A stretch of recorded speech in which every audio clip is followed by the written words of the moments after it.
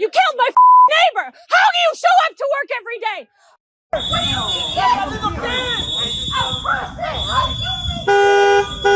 My God.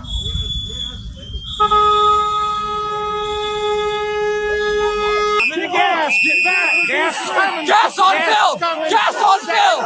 We're filming you. Gas on film, Trevino. Gas on film.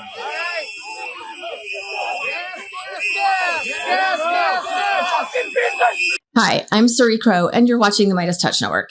Is it any wonder that Governor Tim Walz said this the other day? We have got children in Minnesota hiding in their houses, afraid to go outside. Many of us grew up reading that story of Anne Frank. Somebody's going to write that children's story about Minnesota. And there's one person who can end this now. Well, Governor Walz is speaking the truth. 2- and 5-year-olds are being kidnapped, sometimes used as bait to lure their parents outside so that ICE goons can whisk them sometimes thousands of miles away to incarceration detention camps where the federal government, as of this moment, is blocking congressional oversight. There are 1,200 missing detainees from Alligator Alcatraz that nobody can find right now.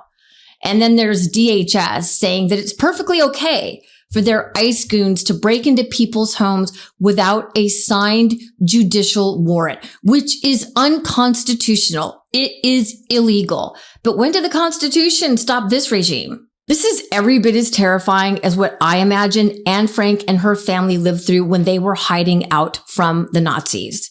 But here, Fox State Regime TV couldn't wait to put out the U.S. Holocaust Museum statement on Tim Walz's words, which very bizarre that they would put out a statement, but here it is from the U.S. Holocaust Museum. Anne Frank was targeted and murdered solely because she was Jewish. Leaders making false equivalencies to her experience for political purposes is never acceptable. Despite tensions in Minneapolis, exploiting the Holocaust is deeply offensive, especially as anti-Semitism surges. Well, you know what I find offensive, U.S. Holocaust Museum? Your statement, which is clearly written and sponsored and paid for by the pro-Israel government, Zionist, AIPAC lobby that has bought and paid for most of Congress, and that includes congressional Democrats. And Mitch Meyer backs me up when he writes this. Jew here, I don't care what the fuck the Holocaust Museum says. That's AIPAC money talking. As a minor student of history who read Anne Frank's diary and visited the home where she hid out with her family and also visited the D-Day cemetery in Normandy as well, I have walked the beaches of the invasion and between the rows of crosses, stars of David, and crescents lying next to each other for eternity. I have contemplated their sacrifice, and I can assure you that what we are going through right now is the sequel. August St. Clair writes, 100%. I live here, and we are terrified for ourselves and our community. And then Prometheus writes, you knew all of this. It was openly displayed in Project 2025. One should always take serious what fascists are announcing. Let this, a German, tell you. We thought we were smarter in 1933 and ignored Mein Kampf. Project 25 edition 1933. I'm not sure how much history they teach in school anymore. It seems to me like most Americans are completely unaware, uneducated, or just don't have the desire to understand not just American history, but world history. But I have read Anne Frank's diary. I've been to her home. And I've read many books about the rise of the Third Reich. I have watched many documentaries and movies, including Schindler's List, The Boy in the Striped Pajamas, to name just a few. And what we are doing here in America is repeating a horrid history. The same thing is happening in Gaza. So do not buy this anti-Semitism bullshit that the far right is using, okay? Stephen Miller is Jewish, but he's a neo-Nazi. In fact, Trump's got a whole cabinet filled with Jewish fascists. The other half is filled with fake Christians known as white Christian nationalists.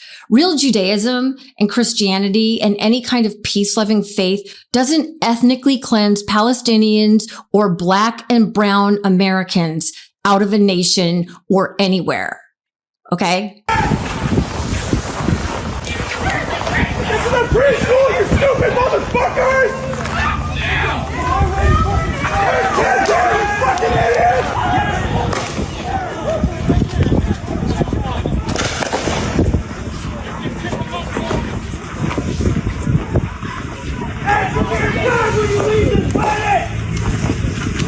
Terrible things are happening outside. Poor, helpless people are being dragged out of their homes. Families are torn apart. Men, women, and children are separated. Children come home from school to find that their parents have disappeared. The Diary of Anne Frank in 1943. Anne Frank was only 13 years old when she left that diary behind. That's when she was kidnapped by the Nazis, and she died 2 years later when she was only 15 years old at Bergen-Belsen concentration camp. I pray that enough Americans wake up and read her words of warning so that our nation can stop this terrifying spiral. I still think it's very late in the game. I think too many of us were asleep and weren't paying attention to those of us who were warning and saying it's bad, and it's getting worse, which is why the work that we have to do now is that much more difficult and that much more extreme to fight back against an authoritarian regime, which we are living under right now. I still think many people are just going about their daily lives because it hasn't come to their town, to their cities yet. But the true fact of the matter is that we are living under a dictatorship, an authoritarian regime that has no regard for the Constitution, for the rule of law. If that wasn't made clear to you in the last several weeks with Trump's Gestapo, which is how the world newspapers are reporting it. Here's a headline from a Spanish newspaper that is saying Trump's Gestapo just killed another U.S. citizen. I mean, this is the way that the world is looking in on us. The world is looking in at America with horror, with the exception of Israel, which is a horrific regime as well.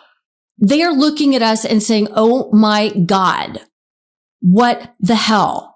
And, you know, the damage that we have allowed to happen here is going to take years, if not generations, to repair. It's generational damage.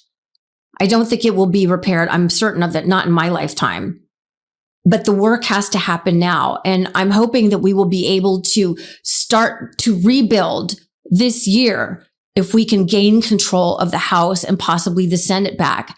And I mean, to me, it should just be easy. But the fact that we are having to battle this hard to get Republicans to come over should tell you how deeply entrenched white supremacy is. And that's really what it comes down to. And I'll just end on this final note. In Europe, after the defeat of the Nazis, after World War II, there was an eradication of any of that kind of Nazism, of that hatred. You are not allowed to have a swastika flag, any Nazi paraphernalia. You can't do a Sig Heil the way Elon Musk and all the, Greg Bovino and all these people. That's illegal in Europe because of the damage, because of the massacre that Hitler and his Third Reich committed. But over here in America, we're just like, yeah, sure. Fly your Confederate flag, hold up your swastika stickers. We have never dealt with our original sin of white supremacy. And that is why we are here right now. We just keep on repeating because we have this exceptionalism, this arrogance about America that it's not us, can't be us. Well, here we are right now, our democracy on life support. And only until the majority of us take it seriously and read the words of precious Anne Frank and realize where we are we going to defeat this? Because this is far beyond politics. This is a battle of truly good and evil. It is good versus evil. And we need to treat it that way moving forward into America's future so that the stories and the horrors that people are living through right now will be shared with their children and their grandchildren so that America doesn't repeat this again.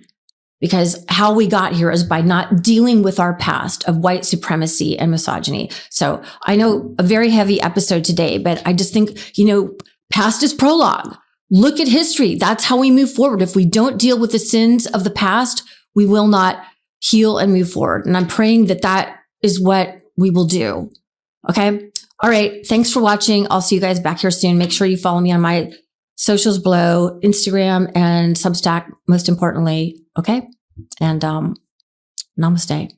The truth is more important than ever. Check out our new Truth Over Lies collection at store.meidastouch.com. All 100% USA union made.